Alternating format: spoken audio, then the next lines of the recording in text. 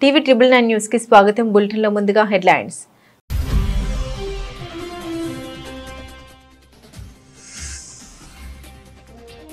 అందులో ప్రపంచ కప్ లో పాక్ ను ఓడించిన భారత అమ్మాయిలు.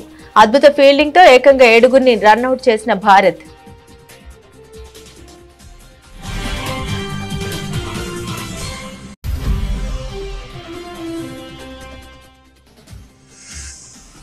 రాజస్థాన్లోని కోటలో పర్యటిస్తున్న లోక్సభ స్పీకర్ ఓం బిర్లా. పలు కార్యక్రమాల్లో హాజరై ప్రసంగించిన లోక్సభ స్పీకర్.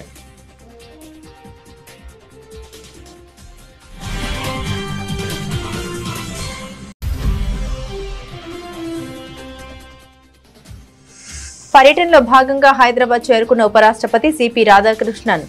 ఘన స్వాగతం పలికిన గవర్నర్ జిష్ణుదేవ్ వర్మ, సీఎం రేవంత్ రెడ్డి, కేంద్ర మంత్రి బండి సంజయ్.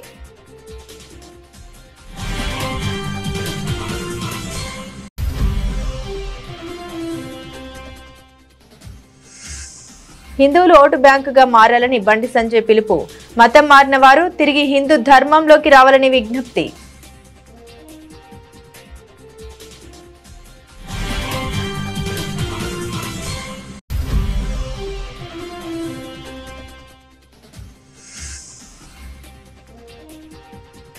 కాంగ్రెస్ పార్టీని ప్రభుత్వాన్ని ప్రక్షాళన చేయాలి. ఫిరాయింపు ఎమ్మెల్యేలు, నాయకులపై ఏఐసిసి కార్యదర్శి సంపత్ కుమార్ విమర్శలు.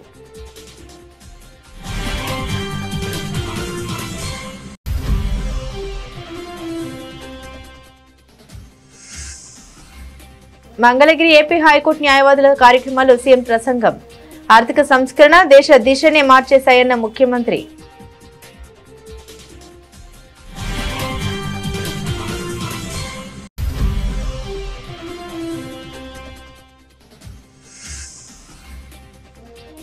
రిజర్వేషన్ ఇవ్వకుండా ఎన్నికలకు వెళ్తే అగ్నిగుండమే శ్రీనివాస్ గౌడ్.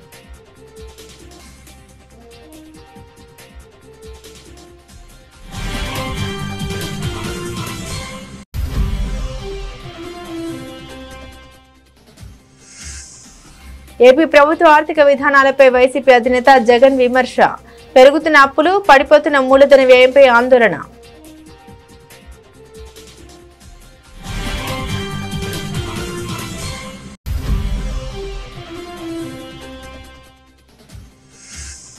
గచ్చిబౌలిలో అక్రమ నిర్మాణాలు తొలగించిన హైడ్రా. గచ్చిబౌలి సంధ్యా కన్వెన్షన్ వద్ద హైకోర్టు ఆదేశాలతో అక్రమ నిర్మాణాల కూల్చివేత.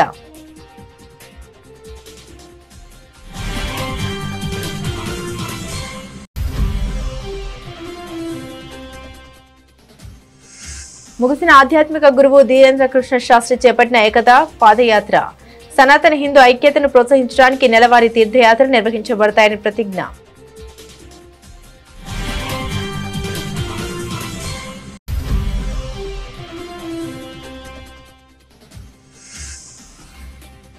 తెరుచుకున్న శబరిమల అయ్యప్ప ఆలయం. ఈసారి మండల పూజల కోసం ప్రత్యేక ఏర్పాటు చేసిన కేరళ ప్రభుత్వం.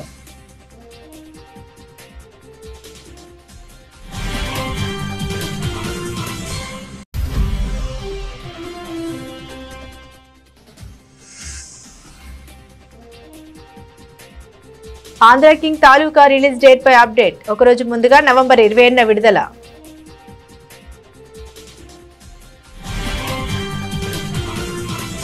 అందులో మహిళల టీ20 ప్రపంచ కప్లో భారత జట్టు తన జైత్రయాత్ర కొనసాగించింది. కొలంబోలోని బీఓఏ గ్రౌండ్స్ లో తమ చిరకాల ప్రత్యర్థి పాకిస్తాన్ తో జరిగిన ఉత్కంఠభరిత మ్యాచ్ లో భారత్ పూర్తి ఆధిపత్యం ప్రదర్శించి ఘన విజయం సాధించింది. అద్భుతమైన ఫీల్డింగ్, ఆ తర్వాత బ్యాటింగ్ లో విధ్వంసకర ప్రదర్శనతో పాకిస్తాన్ ను చిత్తు చేసింది. ఈ విజయంతో టోర్నీలో వరుసగా 5వ గెలుపును నమోదు చేసుకుని అజేయంగా నిలిచింది. ఇప్పటికే సెమీఫైనల్లో తమ స్థానాన్ని ఖాయం చేసుకున్న భారత్ ఈ గెలుపుతో మరింత ఆత్మవిశ్వాసాన్ని పెంచుకుంది. ఈ మ్యాచ్ లో తొలుత బ్యాటింగ్ చేసిన పాకిస్తాన్ జట్టు నిర్ణీత ఓవర్లలో 8 వికెట్ల నష్టానికి 135 పరుగులు చేసింది. భారత బౌలర్ల కట్టుదిట్టమైన బౌలింగ్ కు పాక్ టాప్ ఆర్డర్ కుప్పకూలింది. మ్యాచ్ లో భారత ఫీల్డింగ్ ప్రదర్శన ప్రత్యేక ఆకర్షణగా నిలిచింది. మన ఫీల్డర్లు కళ్లి చెదిరే రీతిలో ఏకంగా 7గురు పాక్ బ్యాటర్లను రన్అట్ చేసి పాకిస్తాన్ పతనాన్ని శాసించారు. భారత బౌలర్లలో పులా సరెన్, అనుకుమారి, గంగా కథం క్రమశిక్షణతో బౌలింగ్ చేసి పాక్ బ్యాటర్లపై ఒత్తిడి పెంచారు. అనంతరం 136 పరుగుల లక్ష్యంతో బరిలోకి దిగిన భారత జట్టు ఏ దశలోనూ తడబడలేదు.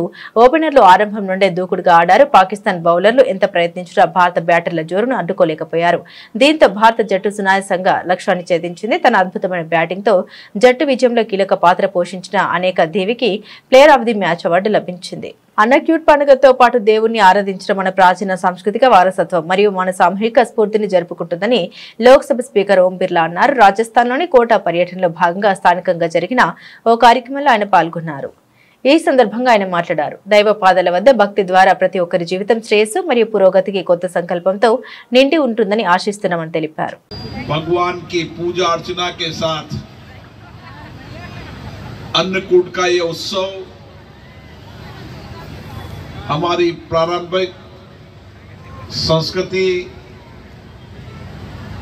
सामूहिकता का उत्सव होता है और भगवान के चरणों में इस आराधना के साथ कि सबके जीवन में समृद्धि आए, खुशहाली आए, उनके जीवन के अंदर नए उत्साह नए संकल्प के साथ आगे बढ़े। विश्व समाज हमेशा समाज के अंदर सामूहिकता से काम करता है, मिलकर काम करता है और सामूहिकता के मिलकर काम करते हुए समाज के सभी लोगों के जीवन को बदलने के लिए हमेशा लगातार प्रयास करता है और इसीलिए इस समाज का बहुत बड़ा योगदान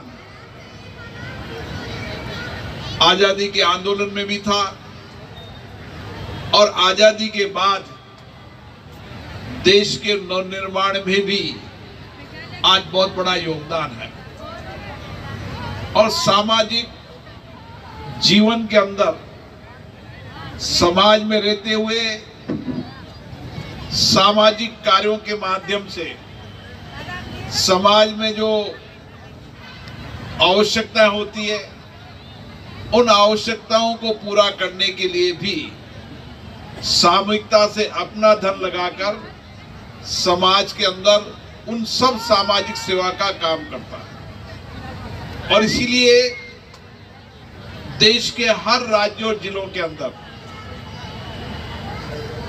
मेरे देश के कई हिस्सों में जाना होता है।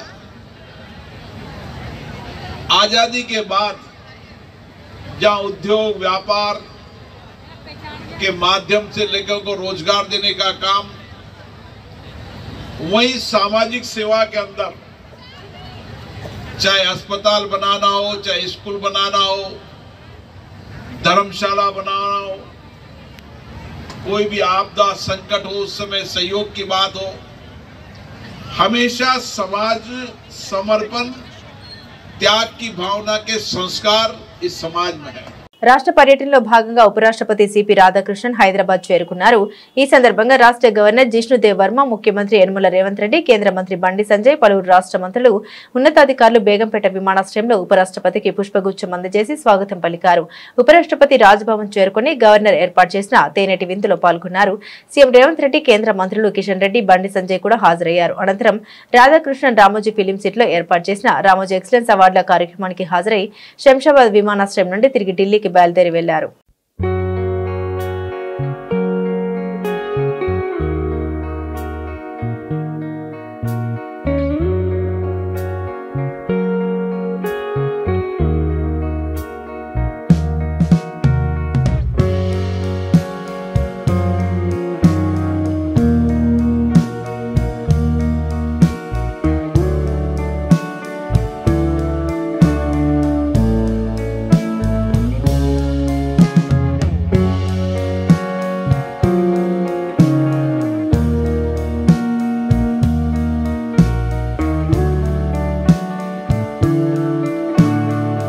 రాష్ట్రంలోని హిందువులంతా ఏకతాటిపైకి వచ్చి ఓటు బ్యాంకుగా మారాలని కేంద్ర మంత్రి బండి సంజయ్ పిలుపునిచ్చారు.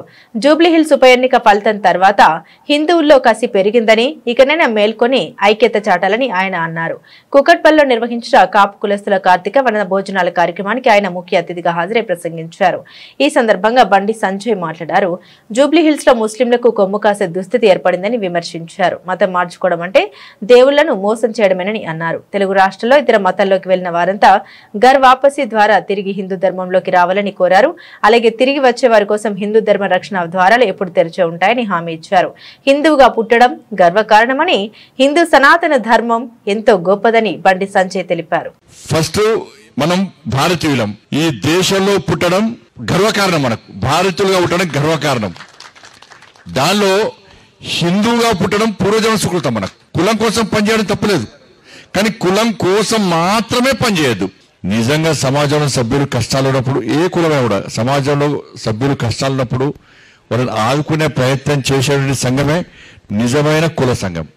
నా లక్ష్యం వల్ల ఒకటే, నాకు మంత్రి పదవులు ముఖ్యం కాదు, ఎంపీలు ముఖ్యం కాదు, రాజకీయాలు ముఖ్యం కాదు. నేను హిందువుగా ఉండబట్టి హిందూ ధర్మం కోసం మాత్రమే పనిచేస్తా. అనుకోవచ్చు చాలా మంది, అరే మొన్న జూబ్లీస్లో బండి సంజయ్ మాట్లాడిన ఓట్లు వల్ల జరిగింది 2 రోజులు, నేను జరిగింది 3 మీటింగ్లు, పర్మిషన్లు ఇవ్వలే, అడ్డుకునే ప్రయత్నం చేశారు. నేను వెనుక ఓనన్నా, నేను జూబ్లీస్లో ఓడిపోయింది అని చెప్పి వెనుక నేను ఇంకా కసితో పనిచేస్తా, ఇంకా పట్టుదలతో పనిచేస్తా. ఈ తెలంగాణ రాష్ట్రంలో ఇవాళ ఈ కాపు సంఘం యొక్క వేదికగా మాట్లాడుతున్నాను నేను. నా లక్ష్యం ఒకటే, ఈ తెలంగాణ రాష్ట్రంలో 80% హిందువులను ఓటు బ్యాంక్గా మార్చడమే లక్ష్యం. ప్రతి రాజకీయ పార్టీ హిందూ ధర్మం గురించి ఆలోచించేటువంటి వాతావరణాన్ని పక్కా తయారు చేస్తాను. మర్చిపోండి, నేను భయపడేటోడు కాదు, వెనుకకు పోయేటోడు కాదు.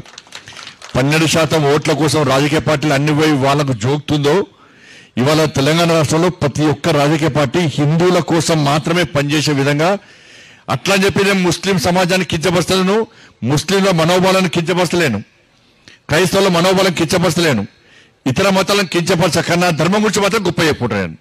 దానిలో వెనుకడు పోయలేదు. దాని ధర్మానికి ఆపదొస్తే కష్టమొస్తే పక్కా హిందువుగా గర్జిస్తా, గాంధిస్తా, రోడ్డు మీద కొట్లాడతా. దానిలో ఏ మనవం లేదు. నేను ఏడిపోయినా గిదే ధర్మం గురించి చెప్తాను. నా గురించి వేరే ఆశించదు, నేను ఈ ధర్మం కోసం మాత్రమే పనిచేస్తాను. కాబట్టి మిమ్మల్ని నా దారిలోకి తెచ్చుకునే ప్రయత్నం చేస్తే తప్ప నేను మీ దారిలోకి రాను. ఈ తెలంగాణ రాష్ట్రంలో కానీ ఆంధ్ర రాష్ట్రంలో కానీ ఇలా పవన్ కళ్యాణ్ గారు సనాతన ధర్మం కోసం పనిచేస్తున్నాడు. ఇలా సమాజం అంతా కూడా, ఆంధ్రలో హిందూ సమాజం అంతా కూడా పవన్ కళ్యాణ్ గారు చెప్పేటువంటి సనాతన ధర్మం గురించి చెప్పేటువంటి విషయాన్ని తూచా తప్పకుండా పాటించి, ఎవరైతే ఇతర మతాలకు కన్వర్ట్ అయిన హిందువులందరూ కూడా, ఎవరైతే ఆంధ్రలో హిందువులందరూ కూడా ఇతర మతాలకు కన్వర్ట్ అయ్యారో, మారినరో, వాళ్ళందరూ కూడా పునరాలోచించే పరిస్థితి ఆంధ్రలో వచ్చిందంటే దానికి ప్రధాన కారణం పవన్ కళ్యాణ్ గారు సనాతన ధర్మం గురించి మాట్లాడడం. కాంగ్రెస్ ప్రభుత్వం అధికారంలోకి వచ్చి 2 ఏళ్లు పూర్తయిన నేపథ్యంలో ప్రభుత్వం పార్టీలోని అన్ని స్థాయిల్లో నాయకుల పనితీరును సమీక్షించుకుని ప్రక్షాళన చేయాల్సిన సమయం ఆసన్నమైందని ఏఐసీసీ కార్యదర్శి సంపత్ కుమార్ పేర్కొన్నారు. గాంధీ భవన్ లో ఆయన మాట్లాడారు. కాంగ్రెస్ పార్టీ అధికారంలోకి వచ్చిన తర్వాత వివిధ పార్టీల నుండి అనేక మంది కాంగ్రెస్ లో చేరి ప్రభుత్వంలో పార్టీలో పనిచేస్తున్నట్టు తెలిపారు. ఎన్నికల ముందు పీసీసీ అధ్యక్షుడిగా ఉన్న రేవంత్ రెడ్డి నేతృత్వంలో చేరిన వారు పదవులు అనుభవిస్తున్నప్పటికీ పార్టీ పటిష్టతకు ప్రయత్నించడం లేదని అభిప్రాయం వ్యక్తం చేశారు. ప్రభుత్వానికి మరో 3 ఏళ్ల సమయం ఉన్నప్పటికీ చివరి ఏడాది ఎన్నికల సమయమని, మిగిలింది 2 ఏళ్లు మాత్రమేనని పేర్కొన్నారు. ఈ సమయంలో ప్రక్షాళన అవసరం ఉన్నదని స్పష్టం చేశారు. ప్రక్షాళనకు రాష్ట్ర వ్యవహారాల ఇన్ఛార్జ్ మీనాక్షి నటరాజన్ సీఎం రేవంత్ రెడ్డి సమయం ఇవ్వాలని కోరారు. అక్కడక్కడ కలుపు మొక్కలు కనబడతా ఉన్నాయి, వాటిని ఏరి పారేయాల్సిన అవసరం ఉంది. అక్కడక్కడ గంజాయి మొక్కలు కనబడుతున్నట్లు అనుమానం కలుగుతూ ఉంది.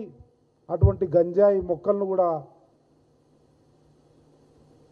నిలువరించాల్సిన అవసరం ఉంది, నలిపేయాల్సిన అవసరం ఉంది.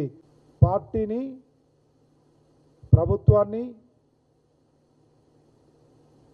రెండింటినీ సమన్వయపరచడంలో ఉండే అనేక వ్యవస్థలను ప్రక్షాళన చేయవలసినటువంటి అవసరం ఉంది. దయచేసి దాని మీద దృష్టి పెట్టవలసిందిగా విజ్ఞప్తి చేస్తూ ఉన్నా. ఆ రోజు అనేక వ్యక్తులను, శక్తులను కూలగట్టుకోవాలని అనేక మంది వచ్చిండ్రు. ఈరోజు అనేక స్థాయిల్లో పనిచేస్తూ ఉన్నారు. ఒక కాంగ్రెస్ వాదిగా చెప్తా ఉన్నా, చనిపోయే వరకు కాంగ్రెస్ పార్టీలోనే ఉండేవాడిగా చెప్తా ఉన్నా. ఆ రోజు ఎన్నికల సమయంలో రేవంత్ రెడ్డి నాయకత్వంలో పెద్ద ఎత్తున వచ్చిన, ఉప్పెనలా వచ్చిన కాంగ్రెస్ ప్రభంజనంలో గెలుస్తామనో అధికారం వస్తుందనో వచ్చిన వాళ్ళు ఉంటారు. మళ్ళీ రేపు 2-3 సంవత్సరాల తర్వాత పరిస్థితులు మారితే ఎక్కడుంటారో ఏమవుతారో తెలియదు. భారత రాజ్యాంగం ప్రపంచంలోనే అత్యున్నతమైందని డాక్టర్ బిఆర్ అంబేద్కర్ అత్యున్నత రాజ్యాంగాన్ని రూపొందించారని ఆంధ్రప్రదేశ్ ముఖ్యమంత్రి చంద్రబాబు పేర్కొన్నారు. ఒక సాధారణ వ్యక్తి మన దేశానికి ప్రధానమంత్రి కాగలిగారంటే అది మన రాజ్యాంగం కల్పించిన వెసులుబాటు వల్లే సాధ్యమైందని ఆయన పేర్కొన్నారు. భారత రాజ్యాంగం అమల్లోకి వచ్చి 75 సంవత్సరాలు పూర్తయిన సందర్భంగా మంగళగిరిలో ఏపీ హైకోర్టు న్యాయవాదుల ఆధ్వర్యంలో కార్యక్రమం నిర్వహించారు. ఈ కార్యక్రమంలో పాల్గొన్న ముఖ్యమంత్రి చంద్రబాబు మాట్లాడారు. ఆర్థిక సంస్కరణ దేశ దిశనే మార్చేశాయని చంద్రబాబు పేర్కొన్నారు. At one time, Hindu paper used to come. That is only the paper, trusted paper. After that, electronic media has come. Now social media has come. Social media, every person is an editor. Every person is a writer. They can write anything. They can express their views. They can do character assassination also. No exemption for anybody, for me, for judiciary, for everybody. That is how we are facing today. This is the right forum. I wanted to interact all of you. We wanted to maintain vibrant democracy. And at the same time, nation first. We are all here. Nation is great, we will be proud of it. If nation is not great, all of us will be looked down. This is where I am asking all of you to contribute further. Jubilee hills ఉప ఎన్నిక ఫలితాలు చూసి BRS party పని అయిపోయిందంటే అది పిచ్చితనమే అవుతుందని ఆ party నేత మాజీ మంత్రి వి శ్రీనివాస్ గౌడ్ స్పష్టం చేశారు. తాము ఉప ఎన్నికల్లో 2 మినహాన్ని గెలిచామని గుర్తు చేశారు. ఉప ఎన్నికల్లో అధికారంలో ఉన్న వారికే గెలుపు అవకాశాలు అధికమని పేర్కొన్నారు. ఖమ్మంలోని బీఆర్ఎస్ పార్టీ కార్యాలయంలో వి శ్రీనివాస్ గౌడ్ విలేకరులతో మాట్లాడారు. మీరు ఎన్ని అబద్దాలు ఆడినా భరించామని అధికార కాంగ్రెస్ పార్టీ నేతలపై ఆయన ఆగ్రహాన్ని వ్యక్తం చేశారు. బీసీలకు 42% రిజర్వేషన్ ఇవ్వకుండా స్థానిక ఎన్నికలకు వెళ్తే రాష్ట్రం అగ్నిగుండంగా మారుతుందని హెచ్చరించారు. జరిగింది పాపం అన్నాడు. మరి పాపం అన్యాయం జరిగినప్పుడు మీరు ఎంతోనో మీకు అంతా అన్నప్పుడు మరి మీరు ఒక్కనాడన్నా పార్లమెంట్ లో మాట్లాడిందా, ప్రస్తావించిందా? ఉట్టి బయట మాట్లాడితే కాదు కదా. ప్రధానమంత్రి గారు కూడా బీజేపీ కూడా చాలా మాట్లాడుతారు. మరి ఒక బీసీ మంత్రిత్వ శాఖ పెట్టింది మీరు కనీసం ఇదేనా? 42% రిజర్వేషన్ ఖచ్చితంగా మీ ఇద్దరి చేతిలో ఉంది. మీరు ఏం చేస్తారో తెలియదు. కామారెడ్డి డిక్లరేషన్ లో చాలా ఇంకా గొర్రెలకు 3 లక్షలు ఇస్తాము, ప్రతి మనిషికి బీసీఏ గ్రూప్ లో ముద్రాజనం కలుపుతాము, ఇంకా ఎన్నో చెప్పింది. దళితులకు, బీసీలకు 80% జనాభా గల వర్గాలకు ఎన్నో హామీలు ఇచ్చారు. అందరు ఎదురు చూసేది 42% రిజర్వేషన్ కనుక దానికి చట్టబద్ధ కల్పించే ఇవ్వాలి.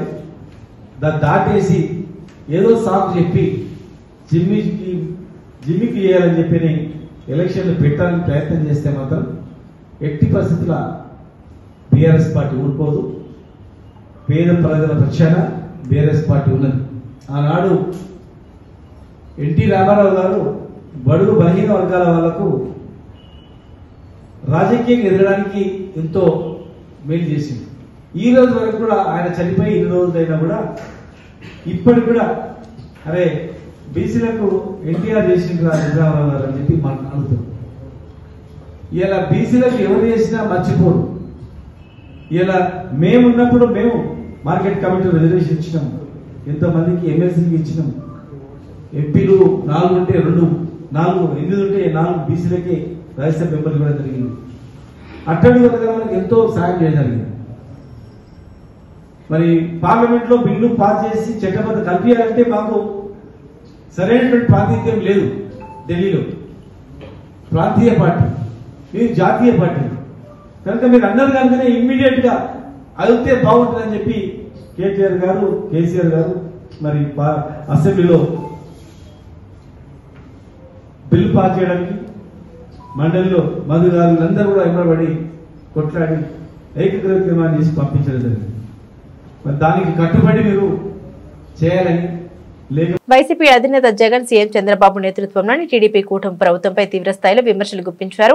రాష్ట్ర ఆర్థిక నిర్వహణ పూర్తిగా విఫలమైందని, ఆదాయం పడిపోతూ అప్పులు భారీగా పెరుగుతున్నాయని ఆరోపించారు. కాగ్ విడుదల చేసిన తాజా గణాంకాలను ఉటంకిస్తూ ఆయన ట్వీట్ చేశారు. 2025-2026 ఆర్థిక సంవత్సరం మొదటి అర్ధభాగానికి కంప్ట్రోలర్ అండ్ ఆడిటర్ జనరల్ విడుదల చేసిన గణాంకాలు రాష్ట్ర ప్రభుత్వ ఆదాయంలో చాలా నిరుత్సాహకరమైన వృద్ధిని వెల్లడిస్తున్నాయని, తాము అధికారంలోకి వస్తే రాష్ట్ర ప్రభుత్వ ఆదాయం వేగంగా పెరుగుతాయని, టీడీపీ జనసేన ఎన్నికల ముందు ప్రజలకు ఇచ్చిన హామీలకు ఇది పూర్తి విరుద్ధంగా ఉందని మండిపడ్డారు. టీడీపీ కూటమి ప్రభుత్వం ఆర్థిక పనితీరును ఒకసారి పరిశీలిస్తే వారి వైఫల్యాలు స్పష్టంగా కనిపిస్తాయని, 2019-2024 మధ్య 5 ఏళ్లలో రాష్ట్ర సొంత పన్ను రాబడి ఏటా సగటున 9.87% పెరిగిందని చెప్పుకొచ్చారు. జీఎస్డీపీ వృద్ధి 10.23%గా నమోదైందని, ఆ గణాంకాలకు ఇప్పటి వృద్ధికి పొంతం లేదని విమర్శించారు. మరి ఇంత తక్కువ రాబడి వృద్ధితో రాష్ట్రం వేగంగా అభివృద్ధి చెందుతోందని చంద్రబాబు ఎలా చెప్పగలరని ప్రశ్నించారు. హైదరాబాద్ నగరంలోని కీలక ప్రాంతమైన గచ్చిబౌలిలో అక్రమ నిర్మాణాలపై హైడ్రా అధికారులు చర్యలు చేపట్టారు. సంధ్య కన్వెన్షన్ సమీపంలో అనుమతులు లేకుండా నిర్మించిన పలు కట్టడాలను ఈ రోజు కూల్చివేశారు.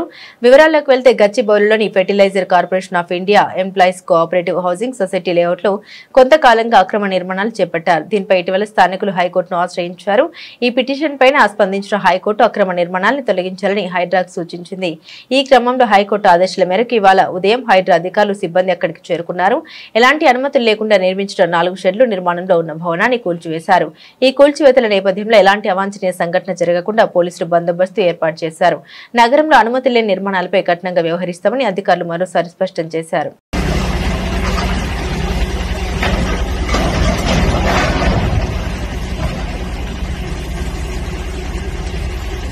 ఆధ్యాత్మిక గురువు ధీరేంద్ర కృష్ణ శాస్త్రి చేపట్టిన ఏకతా పాదయాత్రలో ముగిసింది. బృందావన్లోని బాంకే బిహారీ ఆలయ దర్శనంతో తన ఉత్సవ పాదయాత్ర ముగించారు. తన సనాతన హిందూ ఏకతా పాదయాత్ర 2025 గురించి ఆధ్యాత్మిక గురువు ధీరేంద్ర కృష్ణ శాస్త్రి మాట్లాడారు. ఏకతా పాదయాత్ర ఫలితంగా ఒక చారిత్రాత్మక చొరవ ప్రారంభమైందని, ప్రతి గ్రామంలో సనాతన హిందూ ఐక్యతను ప్రోత్సహించడానికి నెలవారీ తీర్థయాత్రలు నిర్వహించబడతాయని ప్రతిజ్ఞ చేశామని తెలిపారు.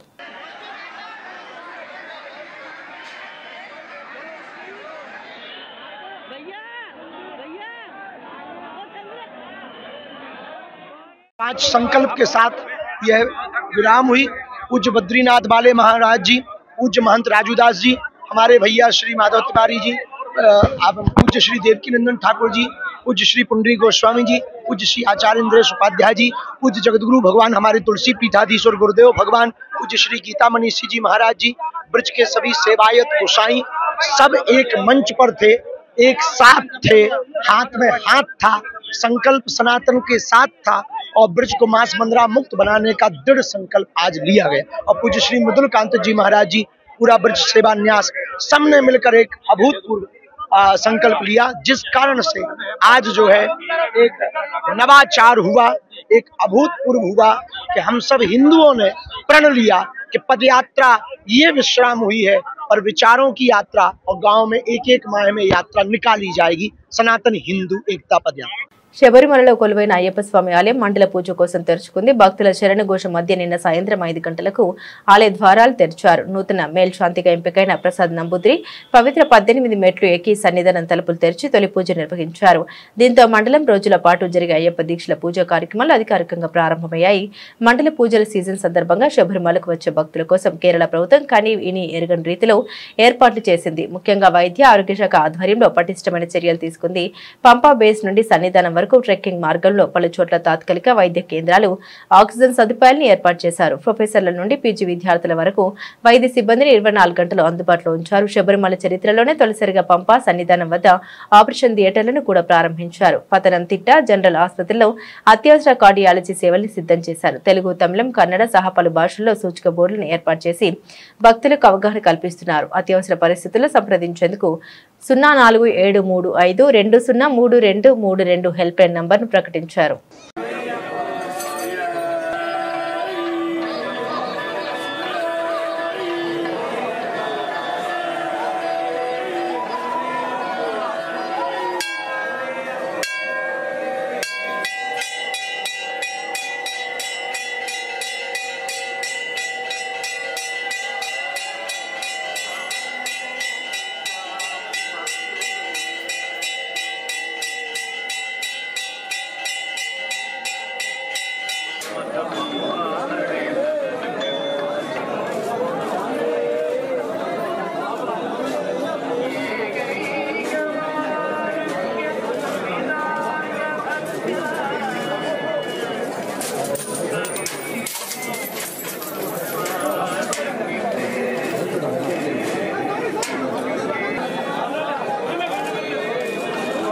ఎనర్జెటిక్ స్టార్ రామ్ పోతినేని నటిస్తున్న తాజా చిత్రం ఆంధ్ర కింగ్ విడుదల తేదీలో మార్పు చోటు చేసుకుంది. ఈ సినిమాను ముందుగా ప్రకటించిన తేదీ కంటే ఒకరోజు ముందుగానే ప్రేక్షకుల ముందుకు తీసుకురానున్నట్లు చిత్ర నిర్మాణ సంస్థ మైత్రి మూవీ మేకర్స్ అధికారికంగా ప్రకటించింది. మహేష్ బాబు పి దర్శకత్వం వహిస్తున్న ఈ చిత్రాన్ని నవంబర్ 28వ తేదీన విడుదల చేయనున్నట్లు గతంలో తెలిపారు. అయితే తాజాగా విడుదల తేదీలో మార్పు చేస్తూ నవంబర్ 27ని థియేటర్లోకి తీసుకొస్తున్నట్లు కొత్త పోస్టర్ ద్వారా వెల్లడించారు.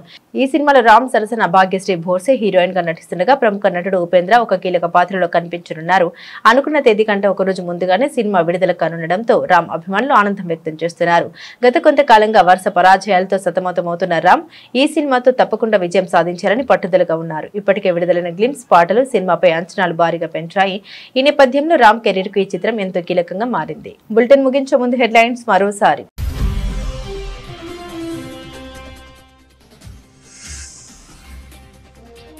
అందులో ప్రపంచ కప్ లో పాక్ ను ఓడించిన భారత అమ్మాయిలు. అద్భుత ఫీల్డింగ్ తో ఏకంగా 7గురిని రన్అట్ చేసిన భారత్.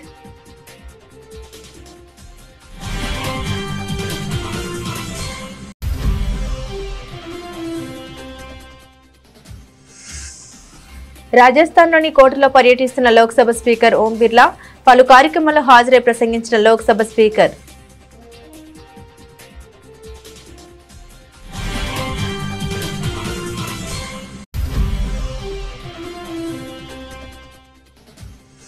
పర్యటనలో భాగంగా హైదరాబాద్ చేరుకున్న ఉపరాష్ట్రపతి సిపి రాధాకృష్ణన్ ఘన స్వాగతం పలికిన గవర్నర్ జిష్ణుదేవ్ వర్మ, సీఎం రేవంత్ రెడ్డి, కేంద్ర మంత్రి బండి సంజయ్.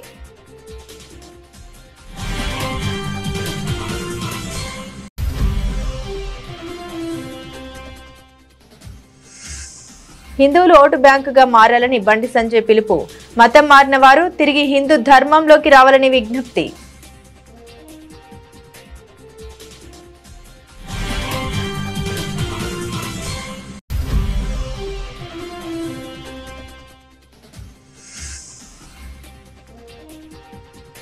కాంగ్రెస్ పార్టీని ప్రభుత్వాన్ని ప్రక్షాళన చేయాలి. ఫిరాయింపు ఎమ్మెల్యేలు నాయకులపై ఏఐసీసీ కార్యదర్శి సంపత్ కుమార్ విమర్శలు.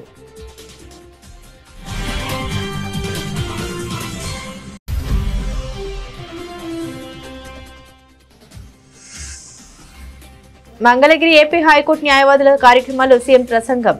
ఆర్థిక సంస్కరణ దేశ దిశనే మార్చేశాయన్న ముఖ్యమంత్రి.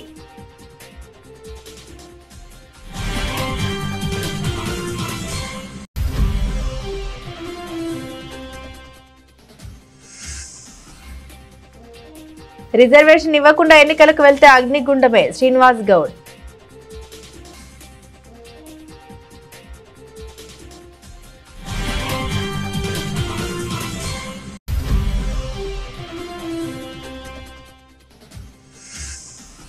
ఏపీ ప్రభుత్వ ఆర్థిక విధానాలపై వైసీపీ అధినేత జగన్ విమర్శ. పెరుగుతున్న అప్పులు, పడిపోతున్న మూలధన వ్యయంపై ఆందోళన.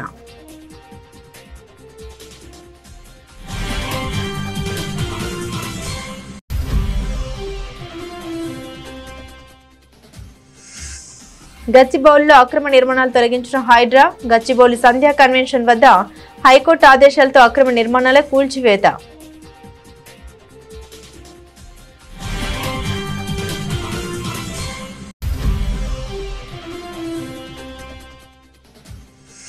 ముగిసిన ఆధ్యాత్మిక గురువు ధీరేంద్ర కృష్ణ శాస్త్రి చేపట్టిన ఏకతా పాదయాత్ర. సనాతన హిందూ ఐక్యతను ప్రోత్సహించడానికి నెలవారీ తీర్థయాత్రలు నిర్వహించబడతాయని ప్రతిజ్ఞ.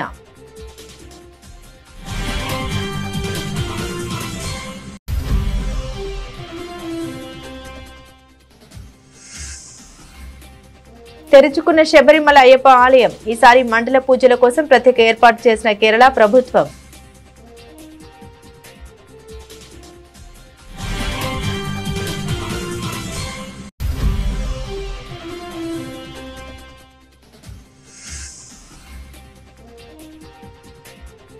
ఆంధ్ర కింగ్ తాలూకా రిలీజ్ డేట్ పై అప్డేట్. ఒకరోజు ముందుగా నవంబర్ 27న విడుదల.